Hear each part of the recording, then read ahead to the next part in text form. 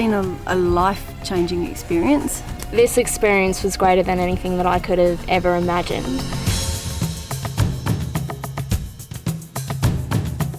This whole course is designed around wildlife, and the people that do this course are wildlife managers, but also people that are studying in the direction of veterinary, be veterinary technicians, veterinary nurses, and veterinarians.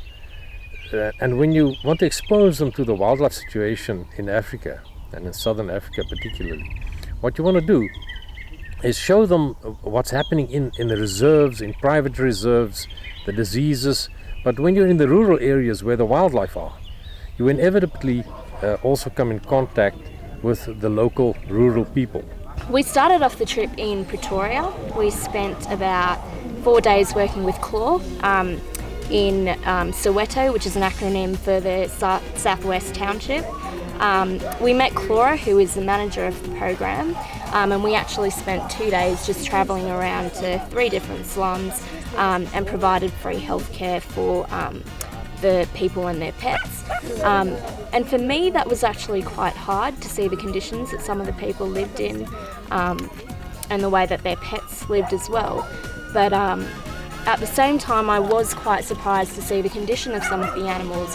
Yes, they did have ticks. Yes, they did have some health problems, but overall they had a good body condition score, and you could tell that their owners really genuinely did care for them. They fed them well, which was really nice to see. We then go out to a reserve which is quite remote, and in this reserve the students get exposed to all the basic stuff concerning wildlife. We went on to Mbombala, where we spent another 4 nights. We met our guides Nick and Kathy, who were absolutely amazing people. In Mbombala I will always remember because it was the first time that we saw an African animal, African wildlife. We saw some tracks. Any guesses as to what made these tracks? And they said, look there in the distance. And I remember just being absolutely blown away by seeing rhinos. They were white rhinos. There were about 5 or 6 of them with a little baby as well. And they were just standing there quietly, grazing. And it was, as I said before, the first experience with African wildlife, and it was just amazing. So all the basic ecological things that is required is done in that remote Mbombala wilderness camp.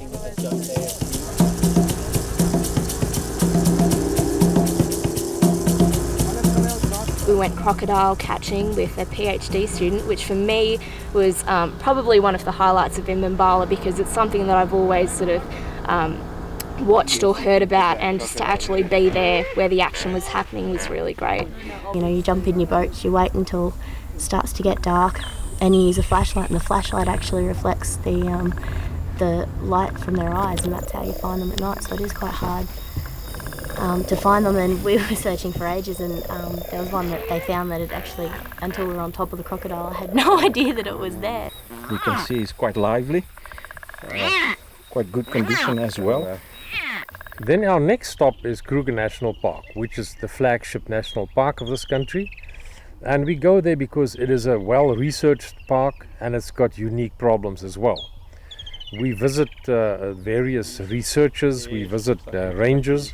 Stephen's one of the rangers at Shokwan in Kruger National Park, and he basically just showed us what the rangers actually do. He showed us about a computer program that they use, and how they use it to track all the different animals and plants, and how the species are all going within the Kruger National Park. And his area is quite a large one. It extends from the eastern border to the western border of the park.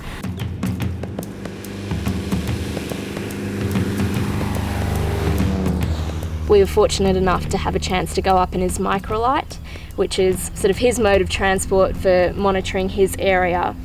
After Kruger Park, the course then moves on to a next phase, and that is the more intense management. And there's a fairly large wildlife rehabilitation center, and at this center there's various kinds of animals that for some reason ended up being in this wildlife rehab center, be it orphaned or injured or have to be relocated.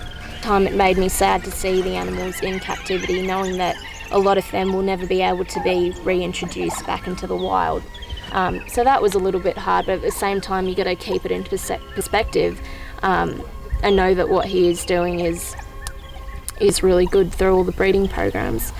The next part of the course was a visit to a rehab center specializing in reptiles. This is the Kamai Reptile Center, which is also close to Kruger Park.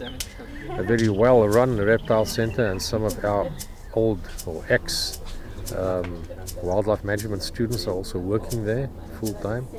The highlight there for me probably was seeing the feeding of the black mambas. They also get exposed to necropsy if some animal has died, why has it died, and they also practically dissect some of the snakes that has come in, roadkills and things like that. The next stage of this course is dealing really hands-on game capture. And this is important because the wildlife veterinarians, an important part of their work is to capture game either for reselling or moving, because there's a huge private sector wildlife industry in this country. I think this part of the trip for me was really the most enjoyable because it was the most hands-on. We were able to catch and capture wildebeest, and we also followed him to capture hyena.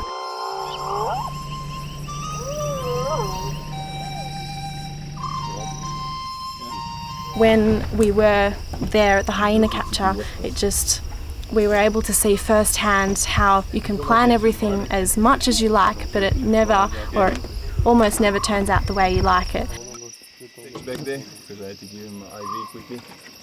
They get taught how to handle the capture gun, the dart gun, how to fill the drugs in the darts. The entire course is done with them over a period of 2 to 3 days, and then they go out on the field and actually do handling the gun, the capture gun, shooting at targets and also shooting at moving targets from a helicopter. So once they've done this 5 days of game capture course, which is an essential part of in the training of a wildlife veterinarian, I think they are basically equipped to be able to do such a function. On the conclusion of the wildlife capture course, the whole group then moves across to a more central part of the country, and we're now in the Bella Bella district at a place called Sondela, which is a private game reserve. And there's 2 functions that happen here. The students do an intense animal rehab course, but focusing particularly on the feeding of young orphan wildlife, the nutrition and how to handle young orphan wildlife. Then the final stage is writing an essay, because they've been doing a course and they get credits from the University of Pretoria for this course. And then it's the graduation ceremony, which takes place right here in the bush next to a good-sized bonfire.